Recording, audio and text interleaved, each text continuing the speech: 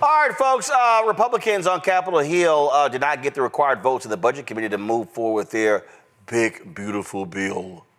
But Congresswoman Stacey Plaskett, let's just say she was sick and tired of being sick and tired. Thank you, Mr. Chair, and my fellow member of the Ways and Means Committee, which I agree is the greatest committee in the Congress. We have come to the end of a very long week here in Washington, and anyone watching now will likely have watched this week as we work through the night. Starting on Tuesday, Ways and Means Committee spent over 18 hours working through the night and into Wednesday trying to avert the catastrophic impact that this legislation will have. We watched Republicans give away the farm to greedy billionaires, the CEOs and corporations, making permanent tax cuts for the richest and trying to trick the rest of Americans with a set of minuscule measures that are all temporary and only serve to pull the wool over taxpayers' eyes. That overtime tax that they were talking about, temporary. Tips, temporary. Taxes for the wealthy, permanent. Don't be fooled. It's about the wealthy people in this country, not you and me. Our Republican colleagues in the Energy and Commerce Committee tried to rip away health care from Americans that need to pay for their giveaways to big corporations and the rich. Republicans are stealing from the poor and giving to the rich, feeding the king from the people's forest, from their own communities, while cosplaying as Robin Hoods. My colleagues talk about a strong country. We're going to be weaker because of this legislation. You can believe that. And listen, when Democrats were in charge, we instituted so many things that expanded work for all Americans. We increased health care. We guaranteed safe, affordable, high-quality childcare for every worker and family. We supported new energy. We supported growing this economy. Democrats temporarily expanded the child tax credit, giving so many children a chance. And we did this in a manner because we were concerned about the deficit. Listen, I'm concerned with SNAP.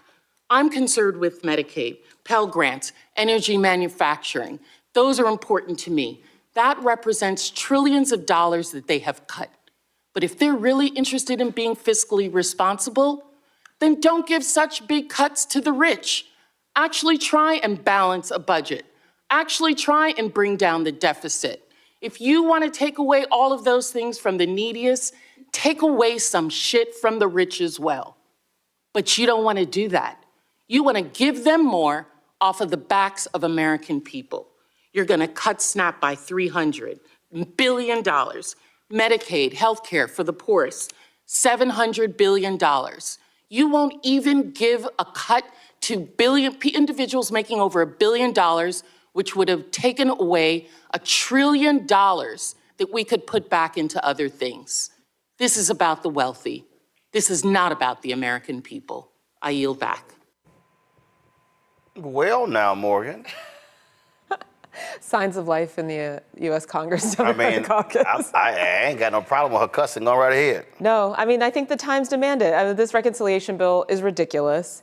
It's, like she said, going to cut so many support services that are critical for people like healthcare, but just let me count the ways. I mean, there's a moratorium on any state being able to pass a bill that would regulate AI. Imagine what that would be. No, that's just dumb. What? That's just dumb. That's just dumb, exactly. But that would unleash free reign to big tech to further endanger children, pick your poison, whatever. So, but you know, I do think it's important, like one of the real sticking points in this bill is the SALT deduction. Yep.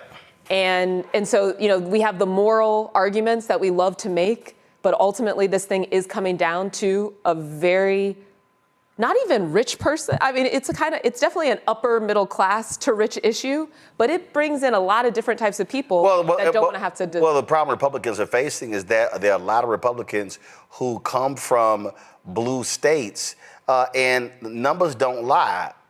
There are a handful of blue states that drive 70 to 80% of America's GDP.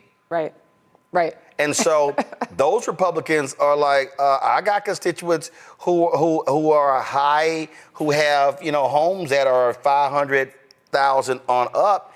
They want that damn deduction. They want that deduction so that they're not getting they're considered double tax on property taxes. They were able to deduct more of that, especially if you own multiple homes, for example, all of that. So it'll be really interesting. Yeah, I agree, Roland. The politics on this are not clear, and it is not clear what Mike Johnson is going to do about it. Derek, they had a vote. They couldn't get it out of committee, and then they're like, all right, y'all just go home. We'll see y'all next week. I enjoy the fact that they couldn't get it out of committee. That's where we get the opportunity to kill some of these bad bills in committee. But here's the broader picture, Roland. This DOGE agency that was illegal, never created by Congress, they said, hey, we're going to be able to pay for this. We're going to be able to pay for these tax cuts. But when you ask where you're going to get the money from, Medicaid, Medicare, Social Security, where 73 million citizens rely on Social Security right now, Roland. A good chunk of those citizens are elderly, children, and the disabled. They're some of the most vulnerable citizens in our society. We're going to take from them so Jeff Bezos can get a bigger yacht. So Trump can accessorize this $400 million jet he got from Qatar. This makes no sense to me. We should be focusing on Medicaid expansion, helping the least of these. We have over 700,000 unsheltered individuals in this country, and we are up here talking about continue to extend a tax cut to help the top 1% that do not look like us on this panel. And so that's just incredulous to me. It's appalling when we have so many other pressing things, but yet Republicans do not want to talk about debts and deficit right now because they're trying to pay for a tax cut that they can't pay for. Michael? Yeah. So the bill didn't make it out of committee today because the main four Republicans that voted against it, like Chip Roy and Andrew Clyde, part of the Freedom Caucus, they don't think that this bill is cruel enough. They don't think it cuts enough. They don't think it cuts enough for Medicaid. So they're going to play with this over the weekend, come back with something else. I think it's going to pass the House. Now, when they go to the Senate, they're going to push this through the budget reconciliation process, and you just need 51 senators.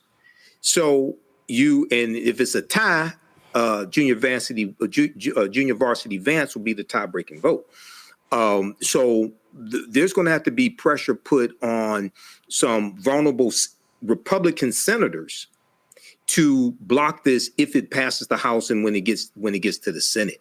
But once again, this is consequences, dire consequences. People can literally die from losing Medicaid.